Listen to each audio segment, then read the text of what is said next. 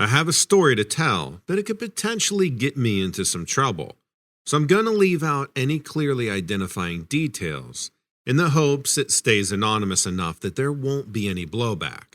What I will say is this. Many years ago, I worked as a detective for the state police in a state where there are several Native American reservations. Often, we would get called to assist the reservation police on cases that were too complicated for them to solve with their limited resources. As with most things on the reservation, their police forces are often underfunded and limited staffed. This particular case was what appeared to be a homicide. A guy from the reservation, one that none of the neighbors particularly liked, was found evidently beaten to death out in the middle of an otherwise empty field. He was wearing sweats and a t-shirt, no shoes, and looked like he had been pulled right off the couch, except for the fact that the bottoms of his feet were so worn out. He had been running for a long time before whatever happened out there happened. That was the only strange thing about this case, though. It had rained earlier in the day, and we were able to find his footprints in the mud several places leading from his house to the open area where his body was found. The back door of his house was wide open when we got there, and his bare-footed tracks were in the mud right from the start. He hadn't been pulled off the couch. He was chased off the couch. Only, there was only one set of human footprints. I repeat, only one human set of tracks. At several points along the way, we also found what appeared to be large deer tracks running alongside his. When I say large deer tracks, I don't mean large like an elk. I mean large like a human-sized foot, but hooved like a deer.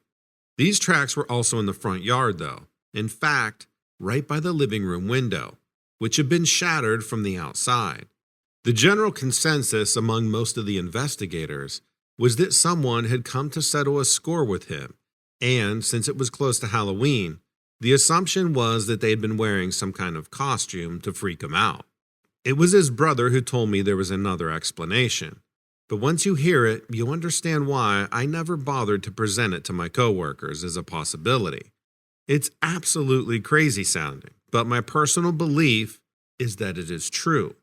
You see, this guy had been poaching for as long as he had been old enough to hold a gun. He didn't have a lot of respect for wildlife or game laws, and used some pretty unethical hunting practices, like baiting and spotlighting deer while out on his hunts. He told his brother that one night he was out trying to bait a buck in, when he came face to face with a wendigo, but somehow managed to escape. The problem with escaping a wendigo, though, is that according to folklore, you never really do. Once a wendigo has set its sights on you, it doesn't give up. This guy had about made himself crazy over the last few months, telling his brother about how this wendigo was following him around. He quit his job over it when the thing kept showing up at work. He'd even stopped leaving the house for the most part, and had been pretty close to a hermit status at the time he was killed. The brother's thoughts was that the wendigo got tired of waiting for the guy to come back out of his house, and took matters into its own hands, breaking out the front window and running the guy out the back door. I know what you're thinking. The guy was a kook afraid of a wendigo. The proof for me is in what was found in the broken glass of that broken window. Not only was there blood and short deer hairs all cut up in the glass, but at one place in the shattered remains of the glass, there was a thin strip of satin, the exact kind you pull off a deer's antlers. This guy messed around poaching animals under unfair and horrifying circumstances, and in the end, he got exactly what he deserved in return.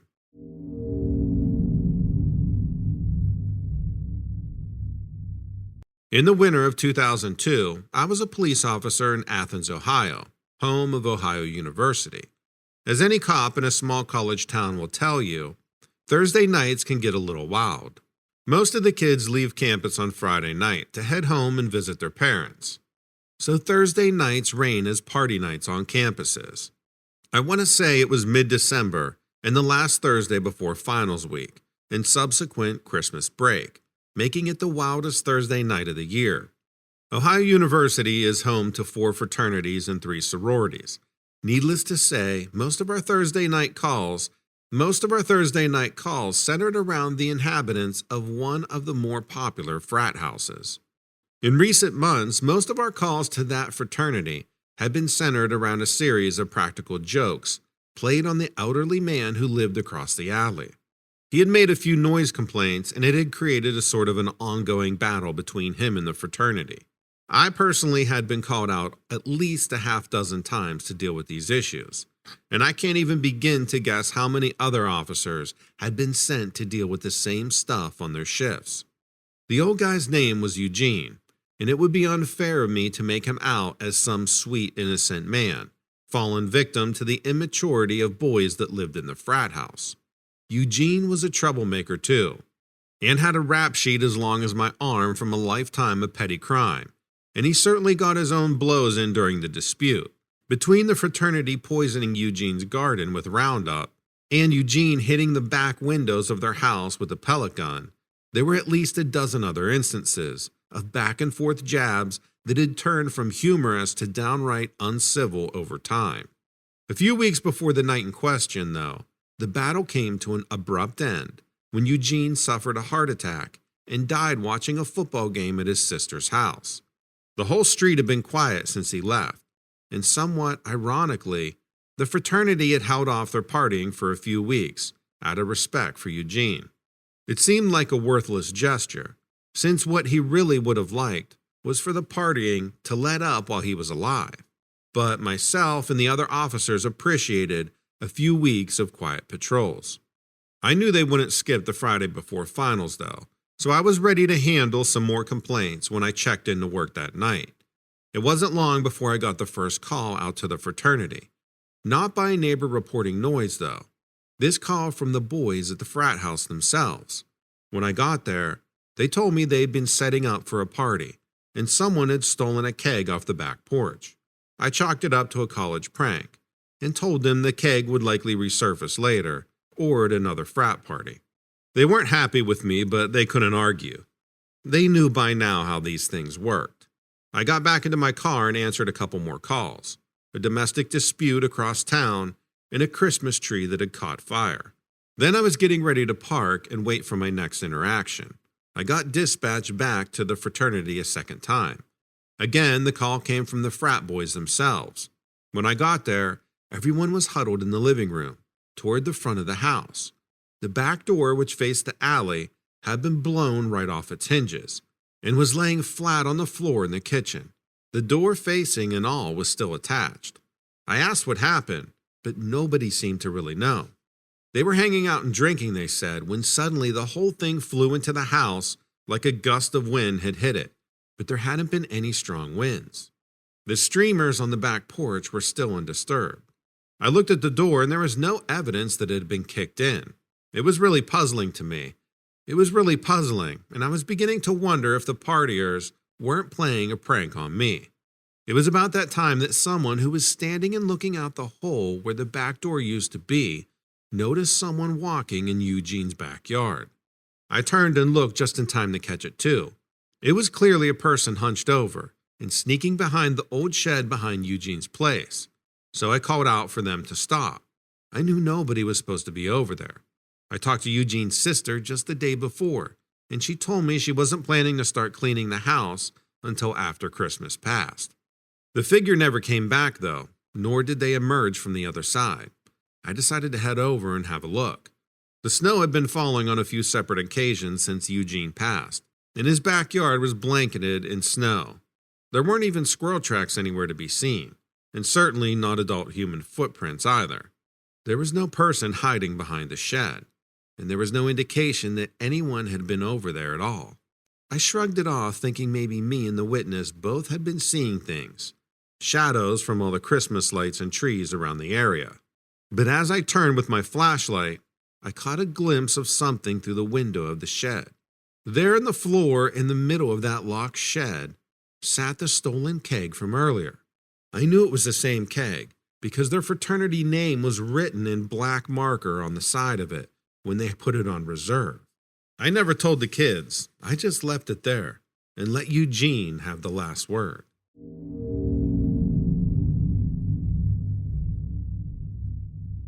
Hi, Donovan.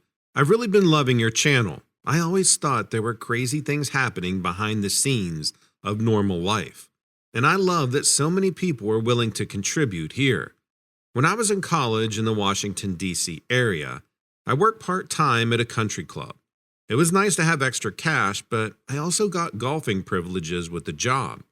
One night we were closing up, which entailed cleaning the last few things and setting things out for the morning. I was working in the dining room and looking out the window. Outside the room we worked in was a small hill that overlooked a golf course. I saw that my coworker had apparently finished what he was doing and was out there messing around with a club at the top of the hill. The window was open, and I heard him calling down and asking us to come look because he thought he was seeing things. There were around 4 or 5 of us that night, and we climbed up the hill and looked off down the course. It was a typical clear summer night with a fair number of stars out, but one of the stars looked too close, and it was moving. At first we figured it must have been a plane, but it was changing directions in a way too extreme of a fashion. It would hover and then dart all the way across our field of view. We couldn't tell how far away it was, and we couldn't rationalize how any conventional aircraft could do what we were seeing. After watching it for a good 5 minutes or so, we convinced ourselves that maybe it was just some kind of optical illusion or something. We left the hill and finished up closing. When we were done, we went up the hill again to see if it was still there. It was. And now it was either brighter or it was closer. At that point, we decided we wanted to stick around to watch this thing. A couple of the people that we were with went inside to get food for us, and the rest of us just sat down on the hill and watched. For another 15 minutes or so, we watched this thing go from side to side across the sky, and then it hovered in place. And we all agreed it seemed like it was getting closer. At around the time our friends came back, the light changed. It seemed like it was spiraling. It was definitely getting closer. It seemed to be coming toward the country club. But then it suddenly stopped in midair. Its lights got bigger and bigger. It very rapidly appeared to be losing altitude, and then again it just stopped, switching directions completely and then accelerating faster than anything I've ever seen in the complete opposite direction. We were mesmerized. We ate our food, and when we were done, for some crazy reason, we decided to start running toward it to see if we could get a better look. We ran down the hill and up the fairway toward the light. It veered over the woods alongside the course, and we ran after it. At this point, we were following it, and the woods were lit up enough from the glow that you didn't need to worry about running into the trees. We were all excited and yelling about what it could be, but I think that was mainly to cover up the fact that we were all actually really nervous, but no one wanted to admit it. All of a sudden, it stopped and zoomed down sort of above us. Not directly, but enough to really freak us out. And then it just hovered there. It was low enough now that we could see these 5 red circles on the bottom. There were 2 circles sitting above 3 others, like in a trapezoid shape. It was making a loud sort of thrusting sound. After it hovered there for a few minutes, the light shut off and it went completely silent. We could still see the shape of where it was, like a pitch-black darkness above us. And then after a few more minutes of just hovering there, it zoomed off over the horizon with these 5 red lights at the rear. It flew like a rock from a slingshot. It was over the horizon in just a few seconds. In the dark, it looked like a short, fat triangle, and then there was nothing. We were all gasping from running. While we were standing there trying to make sense of it all of a sudden these 2 fighter jets flew over at extremely low altitude, right over our heads. About 3 minutes later, we all saw multiple military jets and helicopters traveling in the same direction the lights had disappeared. At that point, we all just silently agreed to go back to the club. Of course, we never saw anything mentioned on the news or anything like that. I've thought about it often over the years. I still keep in touch with a couple of the people that I was with that night, and we all have the same memory of what happened. I doubt we'll ever get any satisfying answers about all the covert stuff that must be going on out there, but I kind of want to see something like that again. I'm always checking out the night sky just in case.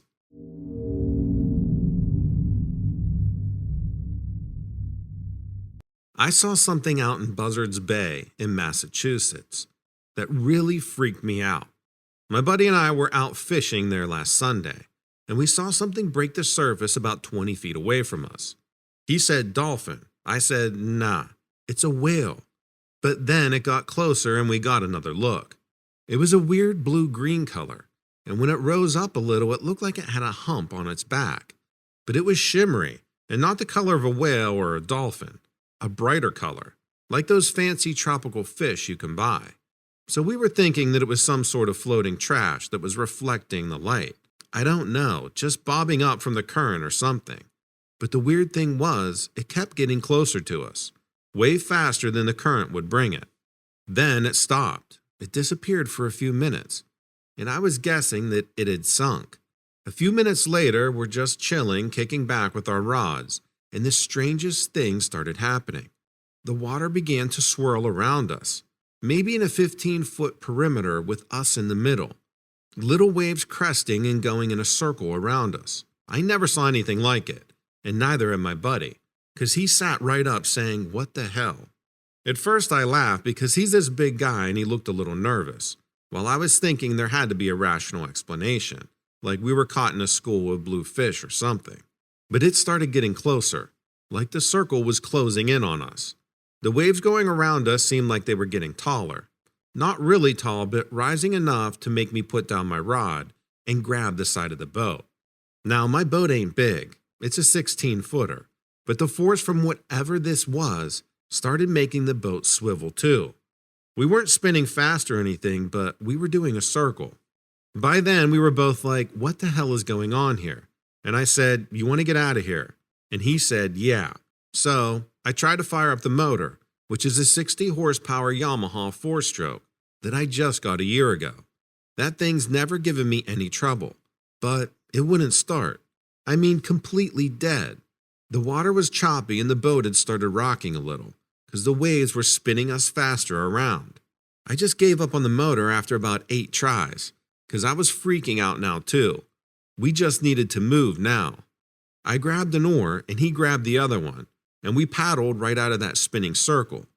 I was pretty relieved because I had this terrible fear that the waves were going to get higher and trap us in. Yeah, I know that sounds ridiculous, but you had to be there.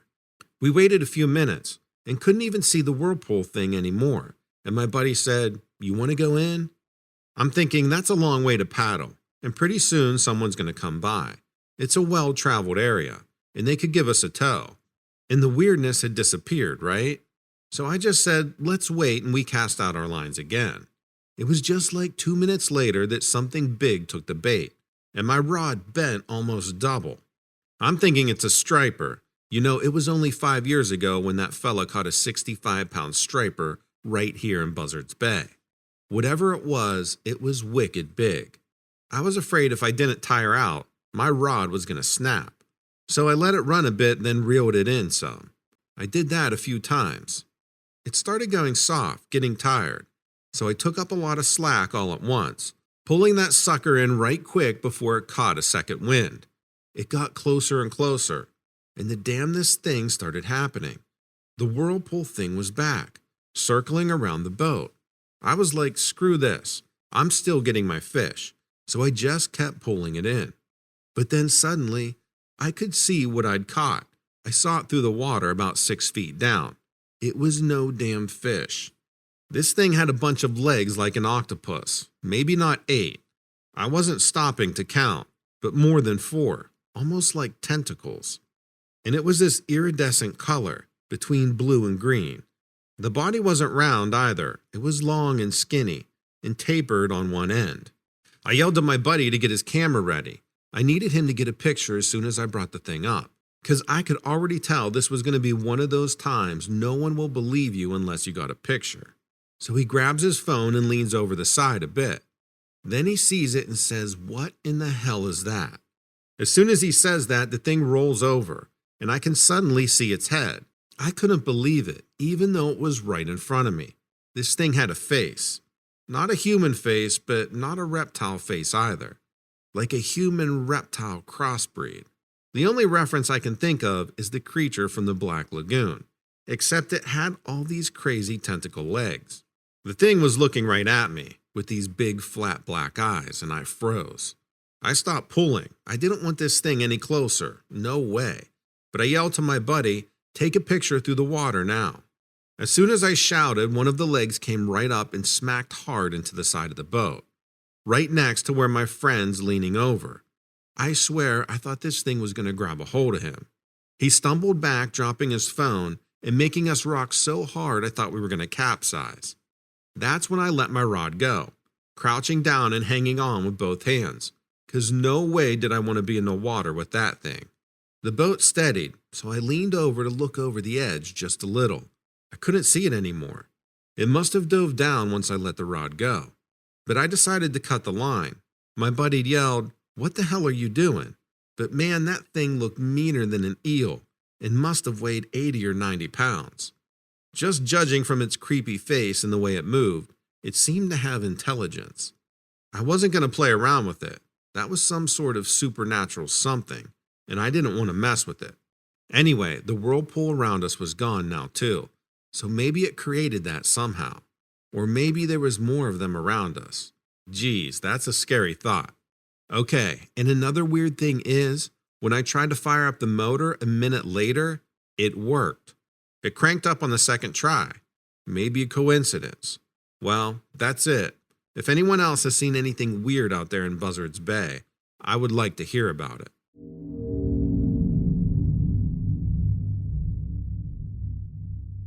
Let me know what you think about these stories in the comments below. Also, make sure to check out dreadsarmy.com, where you'll find all of my stories and multiple strange and weird news posted every single day. If you want to be part of the discussion, check out the forums on Dread's Army. We also have a Facebook group so you don't miss out on any updates. Thanks and take care.